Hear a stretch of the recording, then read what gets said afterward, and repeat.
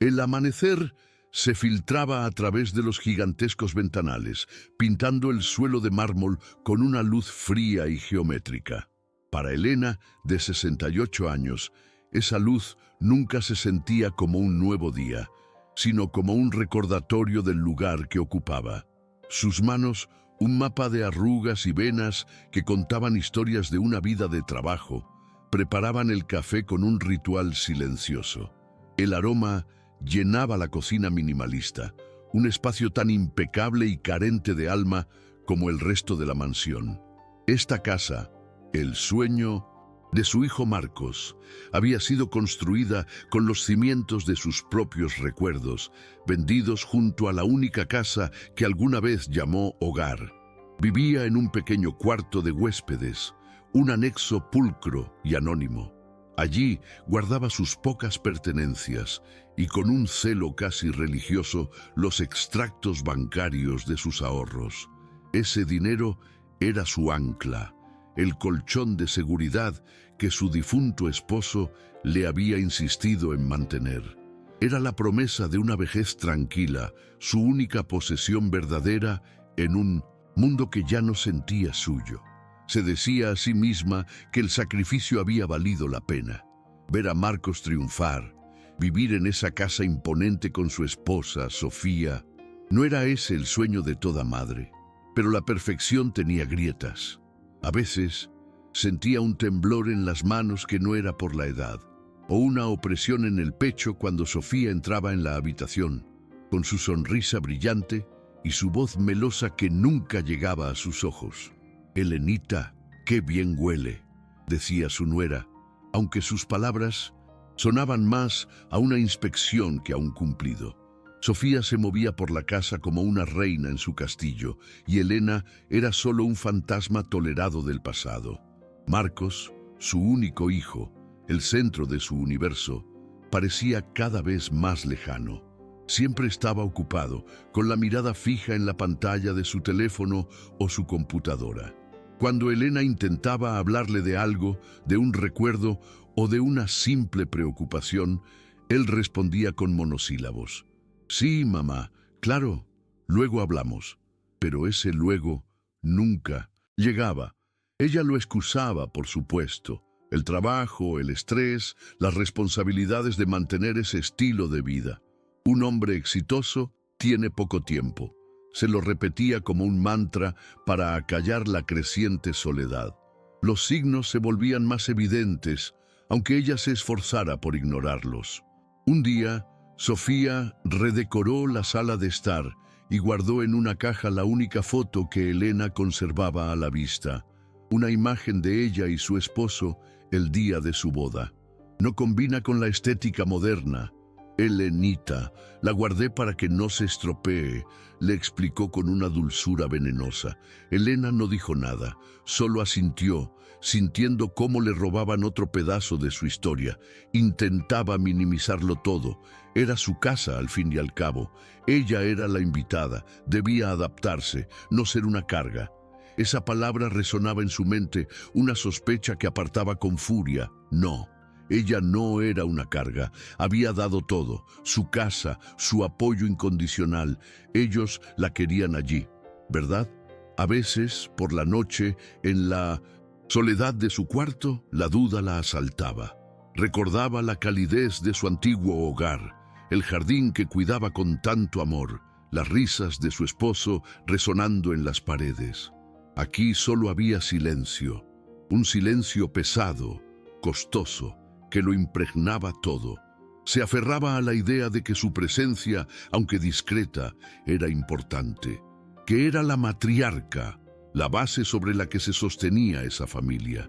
Pero la realidad le daba pequeños golpes cada día, comentarios casuales de Sofía sobre un viaje carísimo que planeaban, la forma en que dejaban de hablar cuando ella entraba en una habitación, la impaciencia en la voz de Marcos cuando le pedía un favor simple. Eran injusticias silenciosas, alfileres que se clavaban en su corazón, pero que ella aprendió a soportar con una sonrisa serena. Creía que con paciencia y amor todo se acomodaría, que su hijo volvería a ser el niño que la miraba con adoración, que Sofía finalmente la vería como una madre, no como un mueble antiguo que estorba. Mantenía la esperanza viva, regándola con sus propios recuerdos y expectativas. Se imaginaba un futuro donde los nietos llenarían esa casa de risas, donde ella les contaría cuentos en el impecable jardín. Se decía que todo estaba bajo control, que solo era una etapa de ajuste. No sabía que no era una etapa, era el final de una era y el preludio de una tormenta que la arrancaría de raíz, obligándola a descubrir que la mujer que siempre había cuidado de todos, ahora tendría que aprender a luchar sola por sí misma. La cena de esa noche era un teatro de perfección. La vajilla brillaba bajo las luces empotradas, el vino respiraba en una decantadora de cristal, y el aroma del salmón al eneldo flotaba en el aire. Elena observaba la escena desde su lugar en la cabecera de la mesa, un puesto de honor que se sentía como un exilio. Marcos tecleaba en su teléfono, una sonrisa ausente en los labios, mientras Sofía dirigía la conversación con la precisión de una directora de orquesta. Fue entonces, entre el plato principal y el postre, que Sofía dejó su copa sobre la mesa con un delicado tintineo. Sus ojos, dos chispas de entusiasmo calculado, se posaron en su esposo y luego, lentamente, en Elena. «Mi amor», comenzó, su voz un murmullo de seda. «He estado pensando, nuestro 10º aniversario se acerca y encontré el regalo perfecto». Hizo una pausa dramática. «Un crucero de lujo por el Caribe. Un mes entero. Imagínalo, solo tú y yo». Marcos levantó la vista del teléfono, finalmente interesado. Una sonrisa genuina se dibujó en su rostro. «¿En serio? Sophie, eso es increíble, pero debe ser carísimo». «Lo es», confirmó ella, sin perder el brillo en su mirada. «1 millón de pesos, pero ya lo tengo todo resuelto». Su cabeza giró hacia Elena y la sonrisa se volvió más afilada, casi depredadora. «Y tú, Elenita, nos lo vas a regalar». El aire se solidificó. Elena sintió como un trozo de hielo se instalaba en su estómago. Sus manos, que descansaban sobre su regazo, comenzaron a temblar. Ligeramente. «¿Había oído bien? Es lo menos que puedes hacer», continuó Sofía, su tono meloso ahora teñido de una exigencia fría. «Después de todo lo que hemos hecho por ti, de tenerte aquí». Las palabras flotaron en el silencio. Elena tragó saliva, buscando la voz que parecía habérsele atascado en la garganta.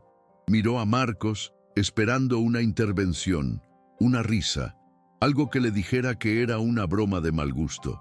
Pero su hijo solo la miraba con una expresión expectante. «Sofía», comenzó Elena, su voz un hilo tembloroso. «Ese dinero son los ahorros de toda mi vida, lo que mi esposo y yo juntamos. Es para mi vejez, para cualquier emergencia». La máscara de Sofía se hizo añicos. La dulzura se evaporó, reemplazada por un rictus de furia contenida. Sus ojos se entrecerraron. «¿Emergencia? ¿Qué mayor emergencia que la felicidad de tu hijo?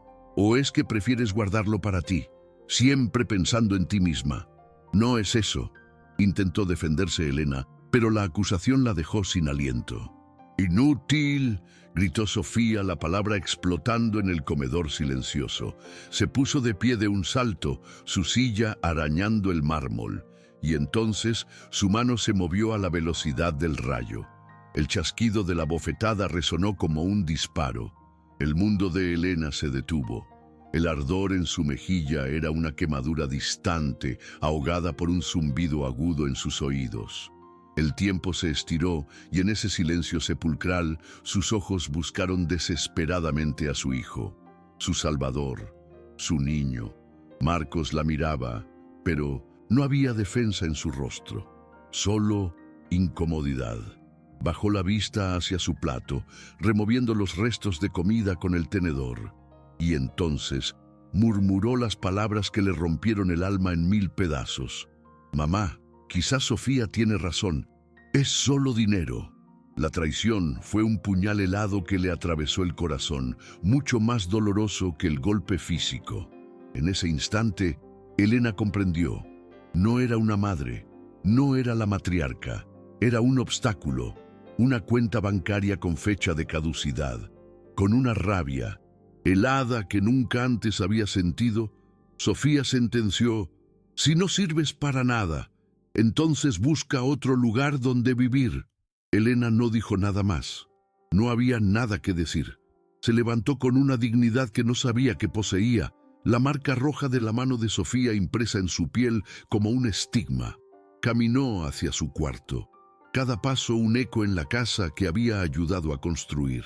Mientras guardaba sus pocas pertenencias en una pequeña maleta, podía oír las risas ahogadas de Sofía desde el piso de 1900 abajo. El sonido de una botella de champán al descorcharse. Estaban celebrando su victoria. La puerta principal se cerró detrás de ella con un clic suave y definitivo. La noche la recibió con un aire frío que le caló hasta los huesos. La mansión, con sus luces encendidas, parecía un mausoleo dorado. Esa primera noche la pasó en un motel de carretera. El olor a desinfectante barato y a humedad se le metió en la nariz. La luz parpadeante de un letrero de neón se filtraba por la cortina raída, pintando la habitación con colores tristes. Se sentó en el borde de la cama, el cuerpo entumecido, el alma hecha jirones. La bofetada ya no dolía. Lo que ardía era el recuerdo de la mirada vacía de su hijo. Las lágrimas llegaron, silenciosas y amargas. Lloró por su esposo, por su casa perdida, por el amor ciego que había entregado y que le habían devuelto como una ofensa. Lloró por la mujer ingenua que había sido, la que creía que el sacrificio era la forma más alta del amor. Pero en el fondo de ese pozo de desesperación, mientras la noche se hacía más oscura, algo más duro que el dolor comenzó a tomar forma. Las lágrimas se secaron. La humillación dio paso a una ira fría y clara. Recordó las palabras de su difunto esposo, dichas tantos años atrás, cuando firmaban los papeles de la ayuda para la casa de Marcos. Elena, el amor es una cosa, pero la seguridad es otra. Que tu abogado se asegure de que tu nombre esté en esas escrituras, no como un regalo, como una inversión. En su arrogancia, en su prisa por deshacerse de ella, lo habían olvidado. Una chispa de acero se encendió en su mirada. La mujer sumisa y sacrificada murió esa noche en la soledad de esa habitación anónima. En su lugar nacía una que aprendería a luchar por sí misma. A la mañana siguiente, con el primer rayo de sol, Elena usó el teléfono del motel. No llamó a ninguna amiga para pedir consuelo. No llamó a ningún familiar para contar su pena. Marcó el número de un bufete de abogados que encontró en 1900 Internet. «Buenos días», dijo, su voz firme, sin rastro del temblor de la noche anterior. «Mi nombre es Elena. Necesito a la mejor abogada que tengan. Tengo una propiedad que recuperar». El bufete era moderno, de cristal y acero, un mundo ajeno a la vida que Elena había conocido.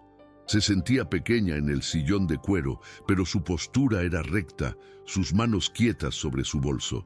Frente a ella, la abogada, Laura, una mujer de unos 30 y tantos años con una mirada que no dejaba escapar nada, leía los documentos que Elena había guardado por años. Laura levantó la vista, sus ojos fijos en los de Elena. «Señora Elena», dijo con una voz clara y firme, «esto es más simple de lo que cree. Usted no les regaló el dinero. Usted invirtió en una propiedad. Su nombre está en la escritura como copropietaria con un 40% de participación. Legalmente, esa casa es tan suya como de ellos». Cada palabra era un bálsamo, una pieza de armadura que se ajustaba sobre su alma herida. Yo solo quería ayudar a mi hijo», susurró Elena, como si se disculpara por su propia fortaleza. «Y lo hizo», respondió Laura, inclinándose sobre el escritorio. «Pero ayudar no significa desaparecer. Lo que ellos hicieron no es solo una crueldad familiar, Es un intento de despojo y no lo vamos a permitir. La abogada sonrió, pero era una sonrisa de batalla. Vamos a congelar sus activos. Pondremos un gravamen sobre la propiedad. No podrán venderla, no podrán refinanciarla, no podrán tocar un centavo de su capital hasta que esto se resuelva. Y se resolverá con usted recibiendo hasta el último peso que le corresponde, más la plusvalía de todos estos años. Elena asintió, una lágrima solitaria rodando por la mejilla que aún guardaba la memoria del golpe. Pero no era una lágrima de tristeza, era de alivio, de justicia. Mientras tanto, en la mansión, el sol de la mañana entraba por los ventanales, pero el ambiente era de celebración. Sofía hablaba por teléfono con la agencia de viajes, confirmando los detalles del camarote con balcón. Sí, el más lujoso, el pago se hará hoy mismo, decía, lanzándole un beso a Marcos, quien revisaba su correo en la laptop. La primera grieta apareció en forma de un correo electrónico del banco. Transacción declinada. Marcos frunció el ceño. Qué raro, la tarjeta no pasó. Sofía colgó, molesta. ¿Cómo que no pasó? Llama al banco, diles quién eres. A veces esos sistemas fallan. Pero no era una falla. Mientras Marcos intentaba con otra tarjeta, el timbre sonó. Un mensajero con un sobre oficial. Sofía lo abrió con impaciencia, esperando que fuera algún documento del crucero. Sus ojos recorrieron las primeras líneas, su sonrisa se congeló y luego se desmoronó, reemplazada por una máscara de incredulidad y furia. ¿Qué es esto?, siseó, arrojándole el papel a Marcos. Marcos leyó el documento. Notificación de demanda, gravamen sobre la propiedad, congelación de activos. Las palabras no tenían sentido, eran de otro mundo, un mundo de problemas que no era el suyo, y al final de la página un nombre que lo golpeó como un puño en el estómago: Elena Ramírez, su madre. El pánico fue una ola de agua helada. Marcos llamó al banco. La voz impersonal del otro lado de la línea le confirmó la pesadilla. Señor, sus cuentas han sido congeladas debido a un litigio de propiedad. No puede realizar ninguna transacción. Es mi dinero, gritó Marcos al teléfono. Técnicamente, señor, es un activo en disputa, respondió la voz. Sofía caminaba de un lado a otro como un animal enjaulado. Su rostro perfecto estaba contraído por el odio. Esa vieja, esa maldita vieja, ¿cómo se atrevió después de todo lo que le dimos? Desesperado, temblando de rabia y miedo, Marcos marcó el número de su madre. El teléfono sonó 1, 2, 3 veces. Cuando Elena contestó, su voz era tranquila, demasiado tranquila. «Mamá», espetó Marcos sin preámbulos. «¿Qué hiciste? Estás loca. Nos congelaron todo. El crucero, las tarjetas, todo». Entonces, el fondo, se oían los gritos de Sofía, una letanía de insultos. Hubo un silencio al otro lado de la línea. Elena dejó que las palabras de su hijo se desvanecieran en el aire. Luego, respondió con una calma que lo desarmó. «Hice lo que tenía que hacer, Marcos». ¿Hacer qué? Arruinarnos. Somos tu familia. Una familia no golpea, una familia no abandona, dijo Elena. Y por primera vez en su vida, su voz no tenía ni una pizca de súplica. Era acero puro. Esa casa también es mía. Ese dinero es el trabajo de toda mi vida y la de tu padre. Yo no soy un cajero automático, soy tu madre. Pero, mamá, por favor. La voz de Marcos se quebró. La arrogancia reemplazada por un pánico infantil. Arréglalo. Habla con tus abogados. Haremos lo que quieras. Ya es tarde para eso, hijo, respondió Elena. Ahora hablaremos a través de ellos. No me llames más. Y colgó. Por primera vez, Elena le había colgado el teléfono a su hijo. Se quedó mirando el aparato en su mano, su corazón latiendo con una fuerza nueva. No sentía alegría. No sentía venganza, sentía algo mucho más profundo. Sentía el peso de su propia columna vertebral, sosteniéndola. La mujer que había vivido para los demás acababa de trazar una línea inquebrantable en la arena. Y del otro lado, en una mansión que de repente se sentía como una jaula de cristal, su hijo y su nuera comenzaban a entender el verdadero precio de su codicia. La batalla apenas comenzaba, pero Elena ya había ganado la guerra más importante, la de recuperar su dignidad. Pasaron 18 meses. El sol ya no se filtraba a través de ventanales fríos y geométricos para recordarle su lugar. Ahora entraba a raudales por una puerta corrediza de cristal, inundando un pequeño apartamento con la luz dorada y salada del océano. El suelo no era de mármol, sino de una madera cálida que crujía suavemente bajo los pies descalzos de Elena. Y en el aire no flotaba el aroma tenso del café preparado como una obligación, sino el perfume de la tierra húmeda, de sus macetas y la brisa del mar. Su nuevo hogar era modesto, apenas 2 habitaciones, pero cada rincón le pertenecía. En las paredes colgaban fotos de su esposo, de su propia juventud, y los paisajes marinos que había comenzado a pintar con una torpeza que la hacía reír. Había descubierto que sus manos, antes un mapa de trabajo para otros, también sabían crear belleza para sí misma. La batalla legal había sido un vendaval, un proceso agotador que la obligó a enfrentarse no solo a los abogados de su hijo, sino también a los fantasmas de su propia culpa. Hubo noches de insomnio, dudas que la asaltaban como ladrones en la oscuridad. ¿Estaba haciendo lo correcto? ¿Destruir a su propia familia? Pero luego recordaba la bofetada, el silencio de Marcos, la celebración con champán, y la duda se convertía en certeza. La mansión se vendió. El juez fue implacable y justo. Elena recibió su 40%, más la plusvalía de los años de inversión. No era una fortuna, pero era suyo. Era la materialización de su libertad, el precio de su dignidad. Con ese dinero compró su apartamento y aseguró su vejez, tal como su esposo siempre había querido. Marcos y Sofía recibieron su parte, suficiente para empezar de nuevo, pero no para sostener el castillo de apariencias que habían construido.